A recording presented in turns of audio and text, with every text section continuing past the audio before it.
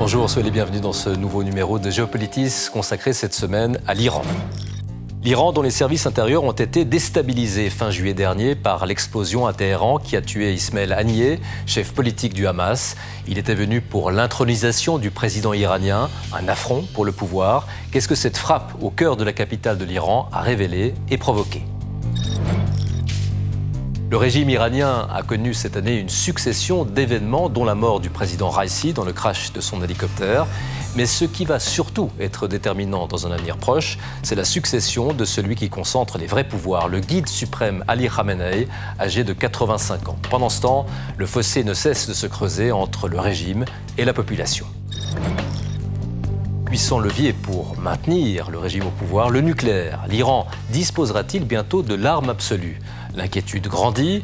Parallèlement, qu'en est-il de ses capacités militaires alors qu'il est accusé de livrer des drones et des missiles à la Russie ? Ni Orient, ni Occident. Telle était la doctrine de l'ayatollah Khomeini après la révolution de 1979. Le monde était encore divisé en deux grands blocs, Est-Ouest. Mais l'Iran a toujours su exploiter la force de sa situation géographique. Cette localisation qui a d'ailleurs aussi dans le passé fait de l'Empire perse un espace convoité. Avec aujourd'hui près de 90 millions d'habitants et une superficie d'1 650 000 km² en chiffres arrondis, c'est-à-dire 3 fois la France, 40 fois la Suisse, l'Iran est non seulement un pays multiethnique, vaste, mais aussi charnière à l'intersection des mondes arabes, turcs, indiens et russes. Situé au point de rencontre de plusieurs espaces géostratégiques, l'Iran se tourne de plus en plus vers l'Est en liant son destin à celui de l'axe russo-chinois. Son statut de puissance régionale n'empêche pas le pouvoir iranien de tenter de masquer ses fragilités internes en s'assurant notamment d'une capacité de nuisance. Dans sa logique de front anti-israélien, anti-américain, le régime n'hésite pas à soutenir des groupes armés, des milices et autres organisations classées terroristes. Nous allons en parler dans un instant avec notre invité David Rigoulet-Rose, spécialiste du Moyen-Orient. Mais tout d'abord, ce rappel en images, la tension est montée encore d'un cran entre l'Iran et Israël après la mort cet été du chef du bureau politique du Hamas, Ismail Haniyeh, alors qu'il était en visite en Iran. Elsa Anguinolfi.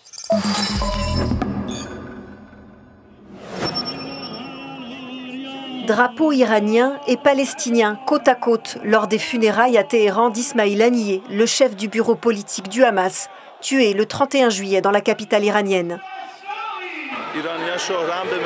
Les Iraniens sont connus pour leur hospitalité. Ils ont tué nos invités sur notre sol. Nous avons pensé qu'il était de notre devoir de venir ici et de payer notre dette aux martyrs de la résistance. Ismail Haniyeh est mort dans une explosion quelques heures après la prestation de serment du nouveau président iranien. L'Iran pointe du doigt Israël, qui n'a pas revendiqué l'attaque, et assure vouloir riposter. Personne n'a le droit de douter du droit légal de la République islamique d'Iran de punir l'agresseur et de créer une dissuasion contre un régime usurpateur et agresseur. En avril dernier, l'Iran avait visé pour la première fois directement Israël, en réponse à une frappe contre le consulat iranien de Damas en Syrie. L'Iran et ses sbires cherchent à nous entourer d'un anneau d'étranglement sur 7 fronts. Leur agression ouverte est insatiable. Nous sommes déterminés à nous opposer à eux sur tous les fronts, dans toutes les arènes, qu'elles soient proches ou lointaines. L'Iran s'appuie dans la région sur ce qu'il nomme l'axe de la résistance, un réseau d'alliés qui se sont impliqués ces derniers mois à des niveaux différents contre Israël et les États-Unis. Parmi eux, les Houthis, armés par l'Iran dans le cadre de la guerre civile au Yémen. Ils attaquent des navires en mer Rouge et visent des villes israéliennes. L'Iran arme et finance aussi le Hezbollah libanais, parti politique et groupe armé très influent au Liban, son allié numéro 1 dans la région. Les échanges de tirs entre cette milice chiite et l'armée israélienne sont quasi quotidiens depuis le début de la guerre entre Israël et le Hamas. Le Hezbollah, la force iranienne des gardiens de la révolution et d'autres milices sont implantés dans la Syrie de Bachar al-Assad, également allié de Téhéran. Des milices soutenues par l'Iran sont aussi présentes en Irak. Enfin, Téhéran aide financièrement et militairement depuis des années le Hamas et le djihad islamique. à Gaza. L'Iran est une puissance militaire majeure dans la région, avec un arsenal important de missiles et de drones. David Rigoulet-Rose, bonjour. Bonjour. Vous êtes chercheur attaché à l'Institut français d'analyse stratégique, mais également chercheur associé à l'IRIS et rédacteur en chef de la revue Orient Stratégique. En tant que spécialiste du Moyen-Orient, vous suivez de très près les affaires iraniennes, l'influence de l'Iran. On va revenir tout d'abord sur cet événement fin juillet dernier avec la mort du chef politique du Hamas, Ismaël Haniyeh. L'Iran a été frappé au cœur de Téhéran, le jour même où il célébrait l'intronisation de son nouveau président, Massoud Pezeshkian. Ça a été considéré comme un affront, une humiliation. Qu'est-ce que cette frappe a révélé et a provoqué en Iran ? Alors, incontestablement, ça a été perçu comme une humiliation, une double humiliation d'ailleurs, parce que Ismaël Haniyeh, en tant que chef du bureau politique du Hamas, était invité par Téhéran pour assister à l'intronisation du nouveau président. Et qui plus est, il a été éliminé, entre guillemets, justement dans un bâtiment qui était théoriquement sous la direction des gardiens de la Révolution.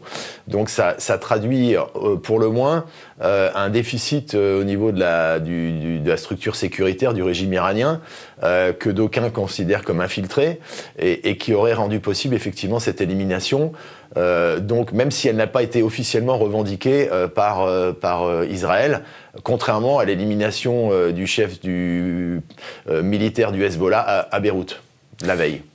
Oui, alors on se souvient aussi de la frappe sur le consulat iranien à Damas, cette fois-ci au printemps, et de ses représailles.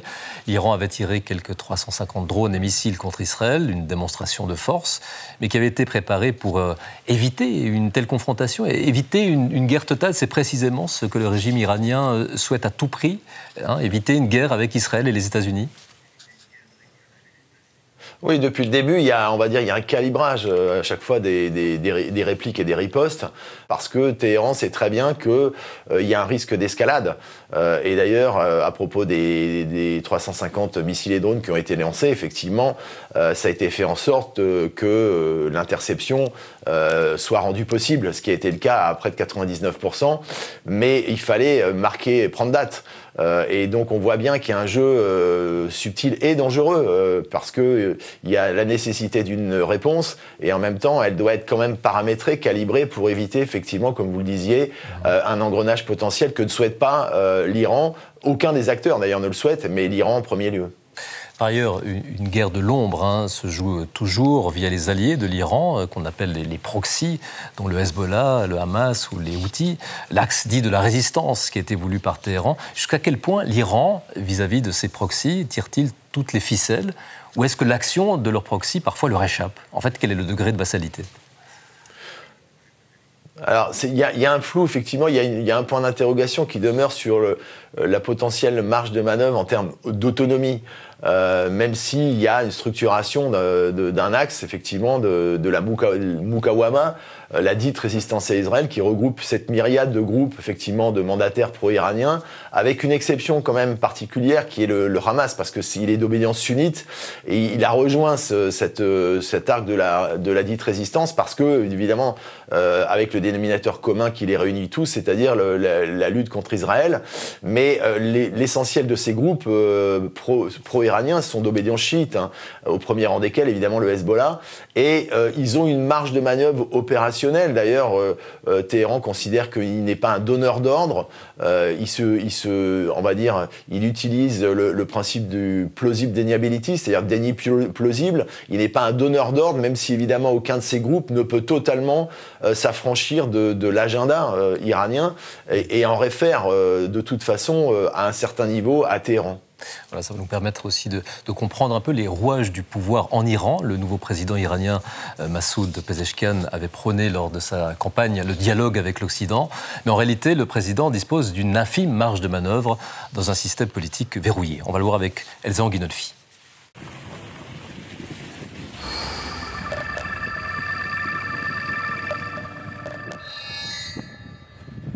Les secours à pied d'œuvre dans une zone montagneuse du nord-ouest de l'Iran.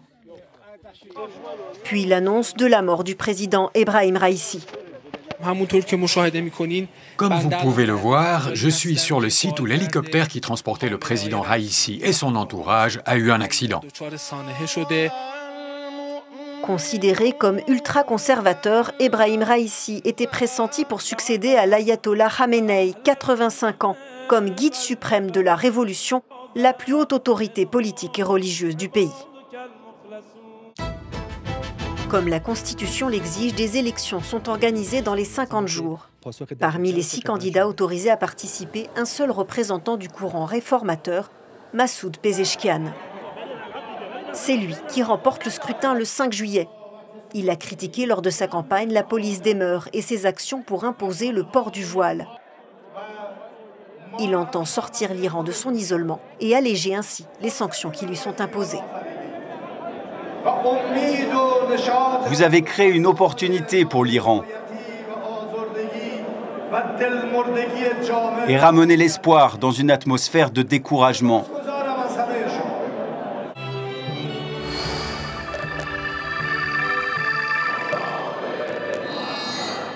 Candidat acceptable et accepté par le régime, Massoud Pezeshkian aura finalement peu de marge de manœuvre, car le vrai chef de l'État reste le guide suprême. L'ayatollah Khamenei occupe cette fonction depuis 1989, après la mort du fondateur de la République islamique, l'ayatollah Khomeini. C'est lui qui détermine les grandes lignes politiques du pays. Il commande aussi les forces armées. Il nomme le responsable du pouvoir judiciaire et les chefs de l'appareil sécuritaire et militaire, dont le commandant du puissant corps des gardiens de la Révolution, l'armée idéologique du régime. Il nomme aussi la moitié des membres d'un organe central, le Conseil des gardiens, qui contrôle les lois votées par le Parlement et valide les candidatures pour les élections présidentielles et législatives.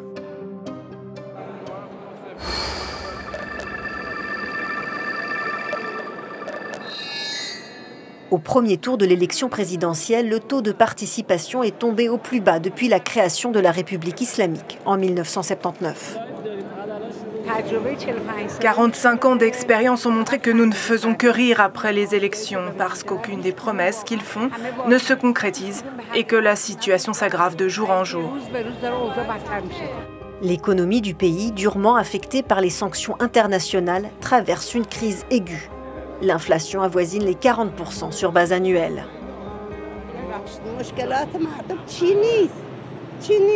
Les gens ont de nombreux problèmes. Certains ne peuvent même pas nourrir leur propre famille. À mon avis, l'ère des conservateurs et des réformateurs est révolue. Un mécontentement qui s'exprime toujours plus ouvertement, malgré la répression. David Rigoulet-Rose, on vient d'entendre cette désillusion totale de la part des personnes qui ont été interviewées dans la rue. Le fossé n'a cessé de se creuser entre la population et le régime, d'autant plus que l'économie est à genoux, la population ne croit pas ou plus à une potentielle évolution du système. Non, effectivement, depuis l'échec du mouvement vert en 2009, qui avait donné lieu à une vague de contestation dans les rues, il y a une forme de défiance avérée aujourd'hui, et particulièrement de ce qu'on appelle la génération Z, c'est-à-dire les très jeunes, qui ont manifesté massivement après la mort de Mahsa Amini, il y a 2 ans. Et donc, justement, cette jeunesse, elle est totalement désabusée, elle ne croit plus du tout en la politique, contrairement à ses parents, justement. Donc, il y a un gap générationnel aussi qui existe. Il y a la perception que le régime n'est pas réformable et que l'illusion, justement, d'une évolution possible, aujourd'hui, est devenue caduque. Ce qui explique évidemment le décrochage, enfin la déconnexion totale entre, on va dire, la population iranienne dans sa très très grande majorité et puis le nizam, le système, c'est-à-dire le pouvoir iranien qui d'une certaine manière gouverne un peu hors sol.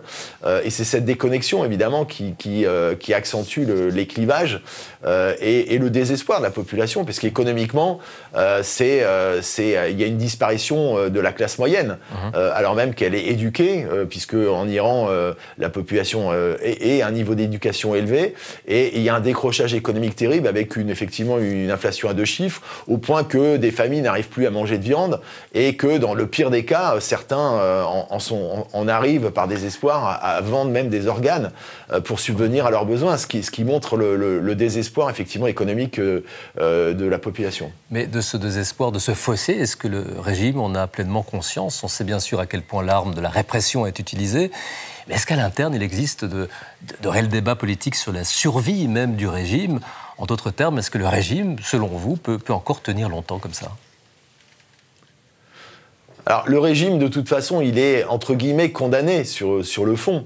Mais il tient grâce à la répression, et surtout parce qu'il n'y a pas d'alternative politique, en fait, qui serait susceptible de le remplacer pour l'instant. Il n'y a pas de formalisation. Le mouvement, justement, de cette génération Z était très horizontal. C'est le mouvement des réseaux sociaux. Et il n'y a pas de verticalité qui exprimerait, effectivement, une alternative. Il demeure que, de toute façon, le régime est conscient, effectivement, du danger que ça représente, que cette situation représente en termes d'explosifs, et accuse en réalité les sanctions qui ne sont pas sans effet évidemment sur l'économie, mais en réalité le mal est plus profond. Il est aussi sur l'incurie de la gouvernance du régime, sur la corruption, et donc cette situation plus effectivement une pression extérieure avec les sanctions fait que la situation économique est absolument désastreuse. D'ailleurs, de nouvelles sanctions viennent d'être annoncées. Le guide suprême Ali Khamenei règne depuis 1989. Il est âgé aujourd'hui de 85 ans. Est-ce que sa succession a été préparée? Et qu'est-ce qu'elle traduit? Est-ce que ça traduit des dissensions internes? Oui, c'est le véritable enjeu en réalité, parce que quand on a parlé de la présidentielle avec l'élection de Massoud Pezeshkian, souvent ça masque le fait que le président n'a quasiment pas de pouvoir. Il est en vérité le président exécutif au sens stricto sensu, c'est-à-dire il exécute en fait des directives qui ne peuvent pas s'éloigner de celles formulées par le guide. Selon le principe du velayat faqih, c'est-à-dire qui a été instauré dite de la jurisprudence du dogme, c'est-à-dire la primauté en fait du chef religieux, le rabbin, le guide suprême, sur le système politique. Et donc en dernier ressort, de toute façon, toutes les questions stratégiques sont déterminées par le guide suprême, Ali Khamenei, qui est malade. Et effectivement, le véritable enjeu, c'est sa succession. Qu'est-ce qui va se passer après sa disparition? Et les tensions internes au Nizam, au système, effectivement, affleurent de manière discrète, mais elles sont très fortes, justement, pour savoir comment pérenniser le régime au moment de sa disparition, avec qui pourrait lui succéder, sous quelle forme, et l'enjeu est véritablement là-dessus. On a évoqué l'effondrement économique que connaît le pays, un pays sous sanction en raison du dossier du nucléaire. Depuis la découverte en 2003 du programme nucléaire iranien, la question émerge régulièrement et est sujet de conférences internationales. Où en est Téhéran dans son développement de l'arme nucléaire, même si une tentative concrète d'obtention de l'arme atomique ne peut être prouvée de manière catégorique, l'inquiétude grandit. Nathalie Boujard.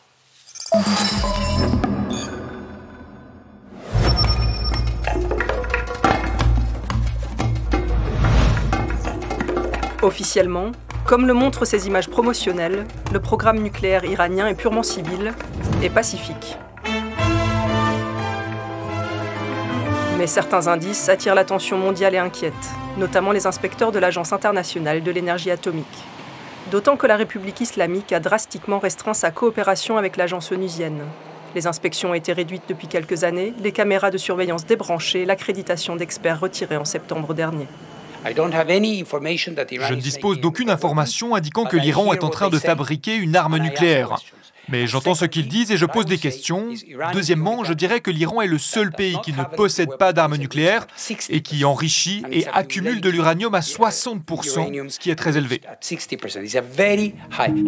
Un taux d'enrichissement proche des 90% nécessaire pour une utilisation militaire. C'est sur les sites de Fordo ou Natanz que l'uranium est enrichi à l'aide de ces centrifugeuses reliées les unes aux autres, en cascade. Pourtant, l'accord de Vienne, signé en juillet 2015, avait permis de contenir et stabiliser le programme nucléaire iranien. Le retrait américain de l'accord, annoncé par Donald Trump en mai 2018, a eu pour effet de relancer les activités nucléaires. Merci beaucoup. Avec ça, l'Amérique sera plus sûre. Actuellement, le stock total d'uranium enrichi est 30 fois supérieur à la quantité autorisée par l'accord de 2015, 6,2 tonnes en mai dernier. le pays aurait désormais assez de matière pour produire plusieurs bombes. En raison de l'annulation de l'accord nucléaire, au lieu que l'Iran soit à 1 an au moins de la capacité de production de matière fissile pour une arme nucléaire, le pays est maintenant probablement à 1 ou 2 semaines de pouvoir le faire. Cela ne signifie pas que Téhéran aura l'arme nucléaire en si peu de temps. La matière fissile doit pour cela encore être militarisée, miniaturisée, être mise sur un vecteur. Or, en parallèle, l'Iran développe des détonateurs et un arsenal de missiles balistiques de plus en plus perfectionné. D'autres pays de la région, comme l'Arabie saoudite, pourraient être tentés de se lancer dans la course à la bombe atomique. S'ils en ont une, nous devrons en obtenir une, pour des raisons de sécurité et l'équilibre dans la région, mais on ne peut pas voir ça. Dans un monde de plus en plus fragmenté, animé par de nouvelles alliances, la menace nucléaire reste une arme de dissuasion et de négociation importante.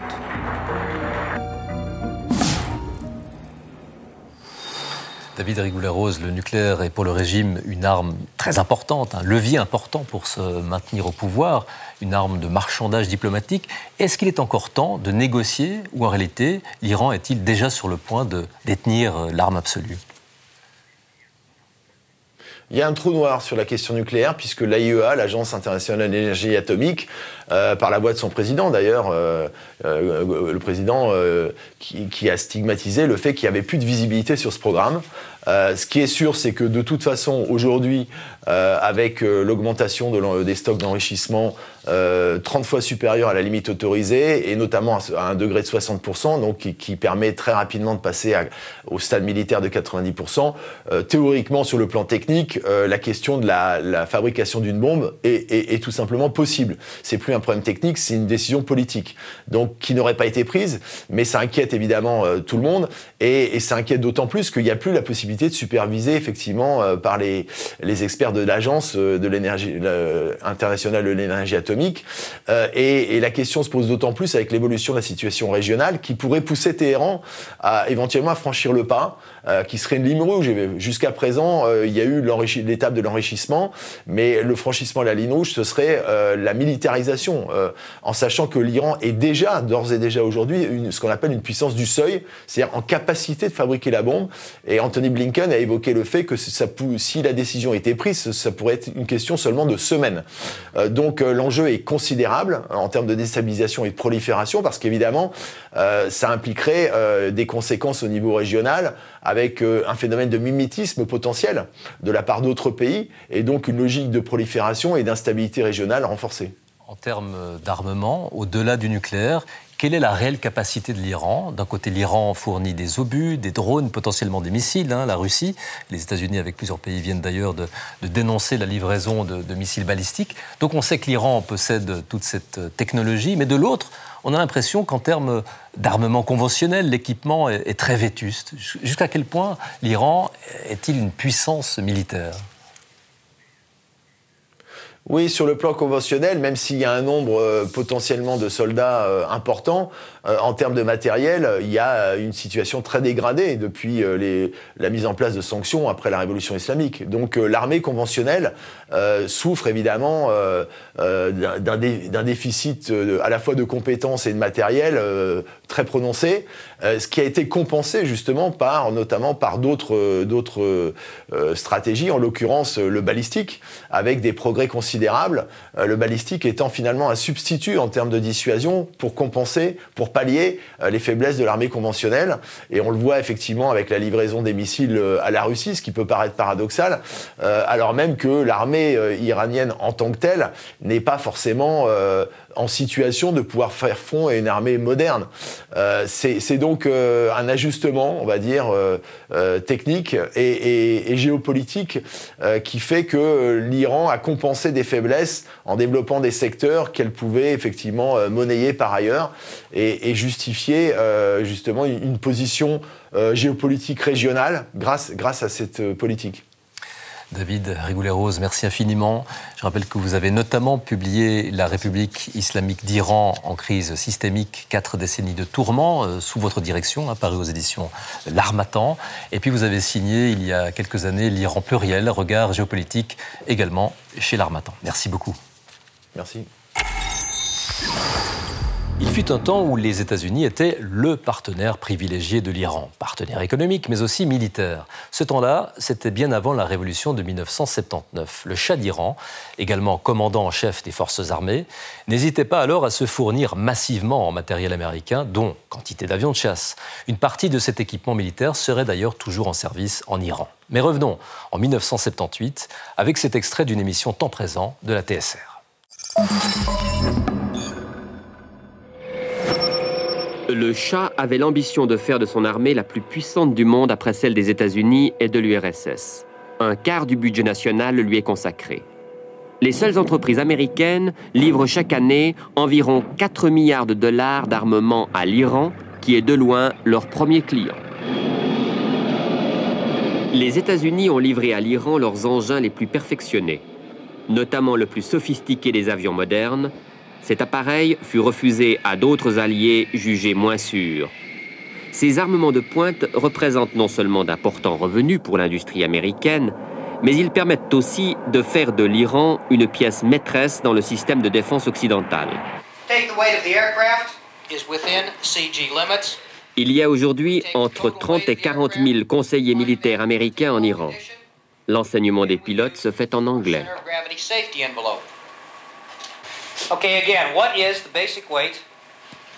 L'enjeu stratégique de l'Iran, de par sa position et de par sa puissance, est décidément trop important pour que le sort du pays soit laissé à ses seuls habitants.